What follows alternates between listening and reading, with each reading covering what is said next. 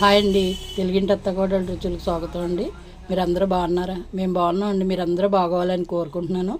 వారిపు rice, అలాగే బెల్లం రసం. బెల్లం ఎత్తేనే కానీ చారు పెట్టనండి. నేను బాగా ఇష్టం మా ఇంట్లో. అలా కొత్తిమీర, బెల్లం, పుదీనా అన్నీ వేస్తాను అనమాట. 4 తులసాకులు బాగుంటుంది కదా అనేసి అలా చేస్తాను.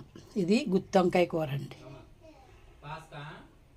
అసలు మనం మసాలాలన్నీ పెట్టేసిన తర్వాత అండి మూత పెట్టేసి సెక మీద వదిలేస్తే అండి చక్కగా మగ్గిపోద్ది కూర.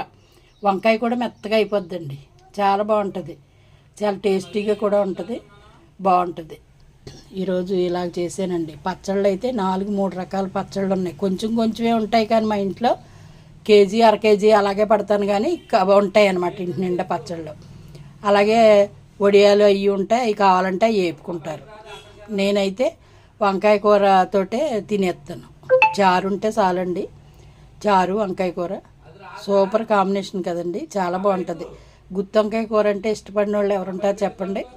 లేతగా బాగున్నాయి వంకాయలు కూడా, చాలా టేస్టీగా ఉంటాయి, బాగుంటాయి. అందుకని ఈరోజు నేను ఇంక ఈ గుత్తి వంకాయ కూర వండేసాను.